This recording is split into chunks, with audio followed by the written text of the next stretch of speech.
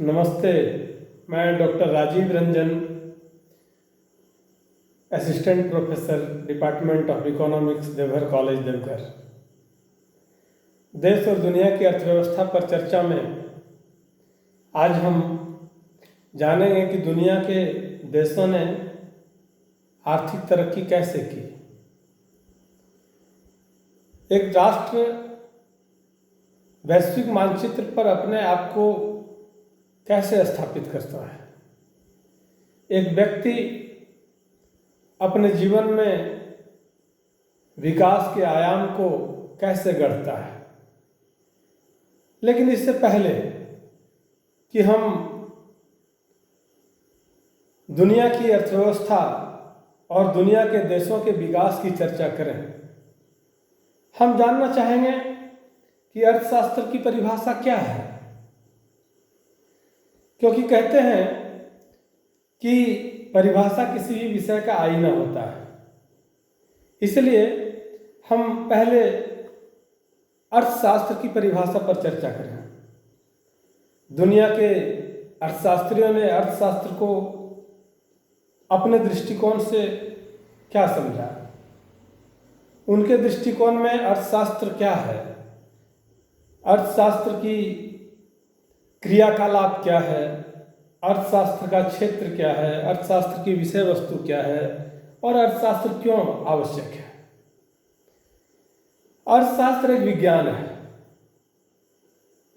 जो मानव व्यवहार का अध्ययन, उसकी आवश्यकताओं, इच्छाओं और उपलब्ध संसाधनों के वैकल्पिक प्रयोग के बीच अध्ययन है। क्योंकि संसाधनों का वैकल्पिक प्रयोग ही अर्थशास्त्र को जीवंतता प्रदान करती है। अर्थशास्त्र एक सामाजिक विज्ञान है। सामाजिक विज्ञान की वह शाखा है जहाँ वस्तुओं और सेवाओं का उत्पादन, उपभोग, विनिमय और वितरण का अध्ययन किया जाता है। अर्थशास्त्र के जनक सुप्रसिद्ध अर्थशास्त्री एडम स्मिथ ने 1776 में अपनी पुस्तक an inquiry into the nature and the causes of the wealth of nations में लिखा है कि अर्थशास्त्र धन का विज्ञान है। उनका मानना था कि मनुष्य धन का उत्पादन और उपभोग किस प्रकार करता है। वे कहते हैं कि यदि कोई व्यक्ति या कोई राष्ट्र अपने पुरुषार्थ के कारण अत्यधिक धन अर्जित कर लेता है तो इसमें कोई बुराई नहीं है, और करना भी क्यों नहीं चाहिए। क्योंकि दुनिया के महत्वपूर्ण विषयों में अर्थशास्त्र सबसे महत्वपूर्ण है। अगर अर्थशास्त्र नहीं होता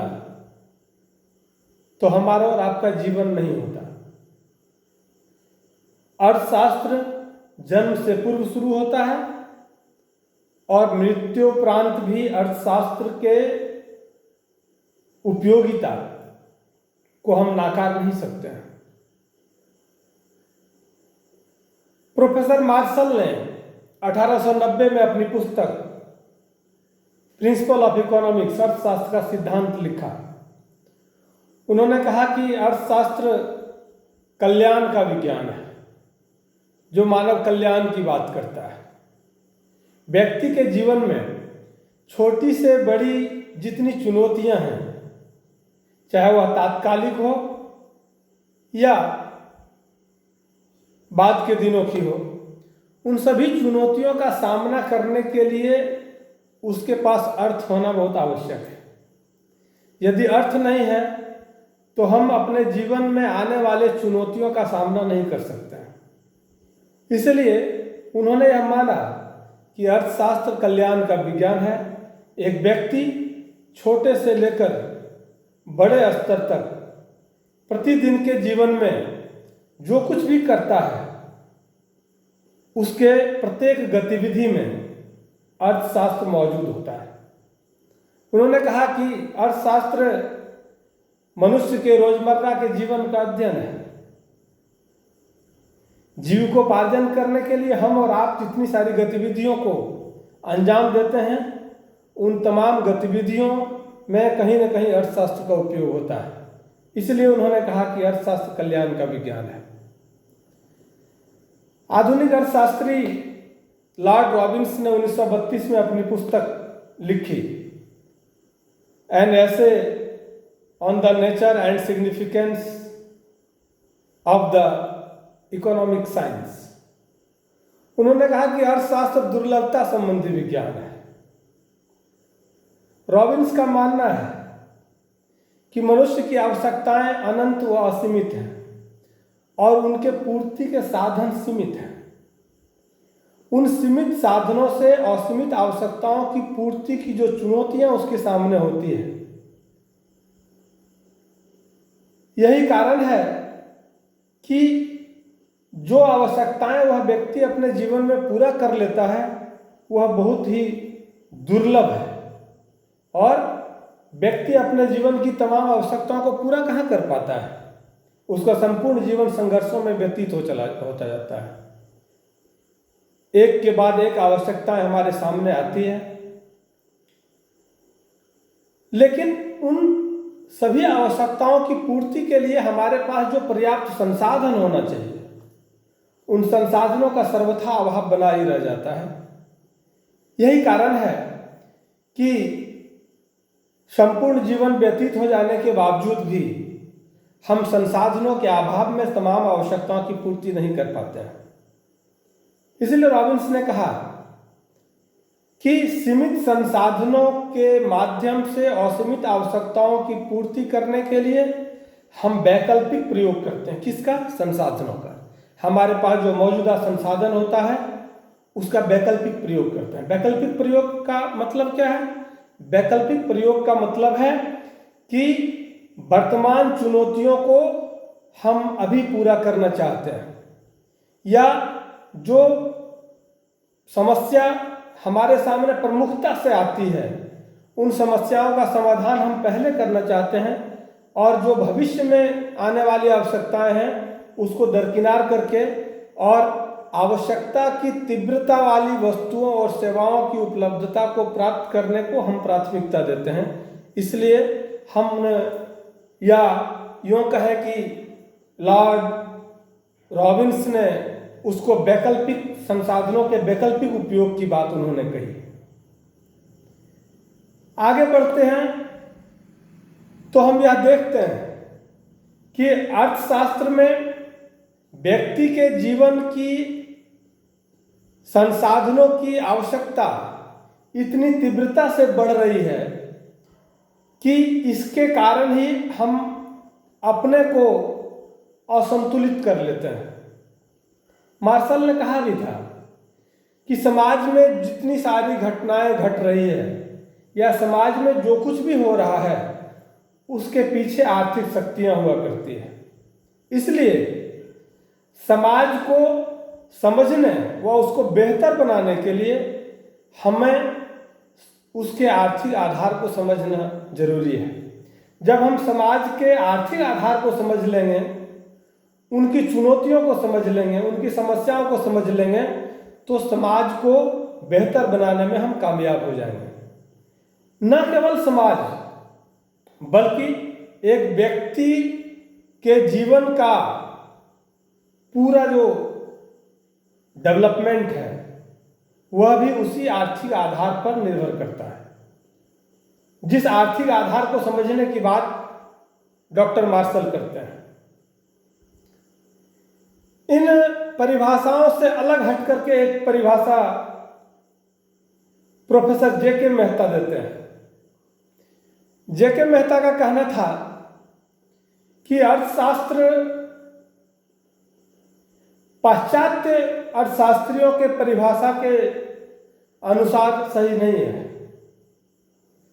जेके मेहता ने अर्थशास्त्र को नए तरीके से परिभाषित करने का प्रयत्न किया है, जो पाश्चात्य देशों के अर्थशास्त्रियों की परिभाषाओं से अलग है, लेकिन भारतीय संस्कृति और परंपरा के अनुरूप है। उनका मानना है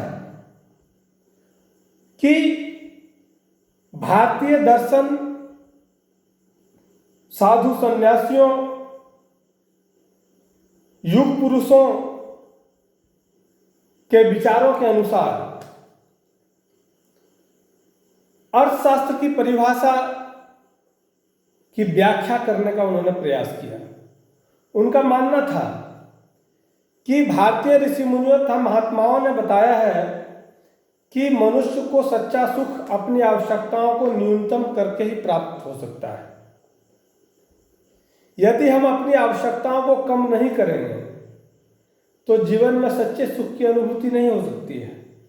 उनके इसी दृष्टिकोण के कारण उन्होंने जो अर्थशास्त्रीय परिभाषा दी, उन्होंने कहा कि अर्थशास्त्र आवश्यकता विहीनता संबंधी विज्ञान है। अर्थशास्त्र में हमको अपनी आवश्यकताओं को कम करने का प्रयास करना चाहिए। उन्होंने कहा कि महापुरुषों ने, इस राष्ट्र के महापुरुषों ने हमें यह सख्त शिक्षा दी है कि व्यक्ति को सदाचार एवं सादगी में अपना जीवन व्यतीत करना चाहिए, क्योंकि सच्चा सुख अपनी आवश्यकताओं को कम करके ही प्राप्त किया जा सकता है। आगे उन्होंने कहा कि मानव व्यवहार जो अर्थशास्त्र की विषय वस्तु है, क्योंकि हमने पहले ही कहा कि अर्थशास्त्र एक सामाजिक विज्ञान है, अर्थशास्त्र मानव व्यवहार का अध्ययन है, अर्थशास्त्र में मनुष्य के रोजमर्रा के जीवन का अध्ययन है। इसलिए उन्होंने कहा कि अर्थशास्त्र की विषय वस्तु क्या है? मानव का व्यवहार है और मस्तिष्क के असंतुलन की स्थिति का परिणाम है। इस मानसिक बेचैनी के कारण ही मनुष्य के ऊपर बाह्य शक्तियों का प्रभाव बढ़ता चला जाता है। मनुष्य की आवश्यकताओं को तथा उसके संतुष्ट करने वाले जो उपलब्ध संसाधन हैं, उसके बीच एक बहुत बड़ी खाई है।